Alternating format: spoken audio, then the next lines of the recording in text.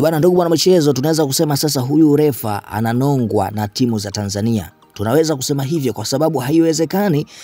mwaka juzi aidha imetokea jambo hili kwa upande wa klabu ya Young Africans, lakini leo tena katika fainali ya kombe la shirikisho barani Afrika dhidi ya wekundu wa Msimbazi Simba Sports Club limejitokeza tena lingine lile baada ya Simba Sports Club kuonekana wakiweza kuonewa, lakini vile kuweza kupigwa kadi nyekundu, lakini vile kuweza kukataliwa goli lao na kuweza kufanywa baadhi ya vitu ambavyo vimewafanya kuwatoa mchezoni katika fainali ya kombe la shirikisho leo hii na kuwafanya kuweza kupoteza mchezo huo na kuweza kupoteza fainali hiyo na kuwa washindi wa pili baada ya kuweza kuwa washindi wa kwanza kuweza kuchukua mchezo huo, ambapo walikuwa wanaonekana nafasi na wana nguvu ya kuweza kuchukua kombe hilo na walikuwa wamejiandaa kweli na walikuwa wana asilimia kubwa kweli za kuweza kuchukua kombe hilo, lakini mwisho wa siku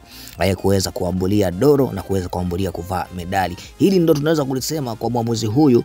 Behane Beida, ambaye ni mwamuzi amekuwa ni hatari sana na FIFA wakimkubali kweli, CAF wakimkubali kweli na kuweza kumweka katika mechi ngumu kama hizi, lakini mwisho wa siku kuonekana kwamba maamuzi yake yamekuwa sio sahihi. Maamuzi yake yamekuwa ni kama yana upendeleo fulani, ikitokea katika upande wa Young Africans dhidi ya Mamelodi Sundowns, goli la Aziz Ki kipindi kile likiweza kukataliwa, lakini leo hii imeweza kutokea kwa upande wa wekundu wa Msimbazi Simba Sports Club. Naonekana kabisa huyu ananongwa na timu za Tanzania, tunaweza kusema hivyo. Lakini tukiachana na hayo, moja kwa moja ukweli pia siku zote lazima usemwe, lakini vile sio sisi tu ambao tumeona hilo, wachambuzi, lakini vile wachambuzi sehemu mbalimbali duniani wameweza kuona hilo na kuweza kukana kabisa na kuweza kuona kwamba refa huyo alikuwa sio sahihi kwa maamuzi aliweza kuyatoa kwa upande wa wekundu wa Msimbazi Simba Sports Club. Na moja kwa moja sasa tuweza kukujuza kitu gani kimeweza kujiri baada ya mchezo huo kuweza kumalizika, na moja kwa moja wachambuzi mbalimbali wakiweza kulaani kitendo kilichoweza kufanyika, lakini vile wakiweza kukasirika na maamuzi ambayo yaliweza kutolewa na refa huyo Behane Beida, refa ambaye amekuwa ni hatari sana, ambaye akichezesha mchezo kama hii watu wanakaa roho juu na kuweza kuona kwamba huyu refa sio kweli kabisa. Inaonekana kwamba anapenda sana kupokea hongo kutokana na maamuzi ambayo amekuwa akiamua katika michezo mbalimbali. Shirika kubwa la habari huko England limeweza kuchambua mchezo huu, lakini vile tumeona mashirika mbalimbali yameweza kuchambua mchezo huu.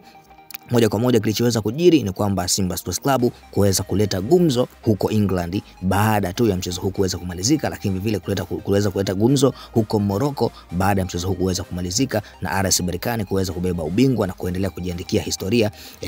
baada ya kuweza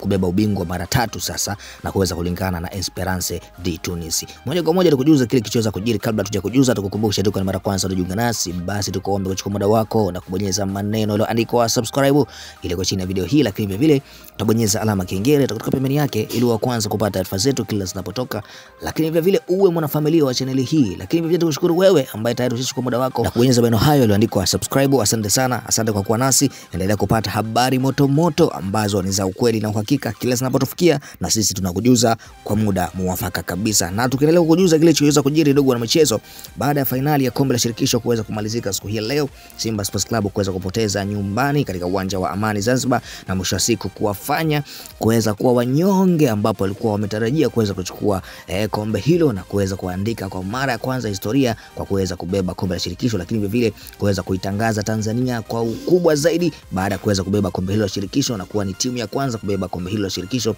Tanzania. Lakini mambo yamekuwa ndivyo sivyo, na mwisho wa siku kuweza kupoteza mchezo huo, lakini mchezo huo ikionekana kwamba kuna figisu nyingi ambazo wamefanywa Simba Sports Club na walikuwa wanapaswa kuchukua kombe hilo na walikuwa wana uwezo wa kuchukua kombe hilo, lakini figisu ambazo ziliweza kufanyika na refa huyo imeonekana kwamba ndio sababu Simba Sports Club kuweza kupoteza mchezo huo. Shirika kubwa la habari England limeweza kuchambua mchezo huo kiundani zaidi na kuweza kuleta gumzo, lakini vile mitaani huko imekuwa ni gumzo refa huyu ambaye amesababisha Simba Sports Club kuweza kupoteza mchezo huo, lakini vile Morocco huko ni gumzo kuhusiana na refa huyo. Lakini nitanukuu kile ambacho kilichoweza kuongelewa na shirika kubwa la habari huko England baada ya kwamba kuonekana kwamba wamezungumzia sana habari hii kuliko habari zingine zozote za kimichezo ambazo kwa wanazungumzia, lakini hasa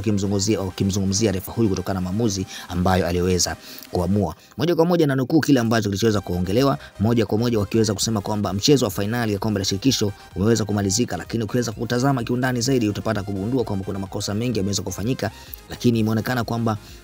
timu moja kutokea Tanzania, Wekundu wa Msimbazi, Simba Sports Club, inaonekana kwamba ilikuwa inaonewa sana, lakini vile vile inaonekana kwamba refa ambaye alikuwa anachezesha mchezo huo alikuwa hayuko makini na alikuwa hayuko sahihi katika baadhi ya matukio. Wakiweza kuzungumza goli la Simba, wakiweza kusema kwamba ni goli sahihi lile waliofunga la kwanza, lakini vile vile wakiweza kuzungumza katika goli la pili ambalo alifunga Mukwala, wakiweza kusema kwamba ni goli ambalo ni sahihi kabisa, lakini kwamba refa huyo aliweza kukataa na VAR ikaweza kukataa goli hilo, lakini kwamba ilikuwa ni goli sahihi. Lakini licha ya hayo tu yote, wakaweza kuzungumzia kadi ambayo ameweza kupewa Fabrice Ngoma, wakiweza kusema kwamba refa alikuwa na nafasi ya kuweza kumuonya Ngoma na alikuwa hapaswi kuweza kumpa kadi kutokana na hali ya mchezo ilivyokuepo, lakini vile kutokana na impression ya mchezo ilivyokuepo, kwamba refa huyo inaonekana kwamba moja kwa moja alikuwa kuna kitu ambacho alikuwa anakitaka kwa RS Berkane kwamba waweze kushinda. Lakini vile Budo Mutale aliweza kuchezewa ndivyo sivyo, wakiweza kuizungumzia faulo hiyo na ilikuwa ni faulo sahihi kabisa, lakini refa huyo aliweza kuacha.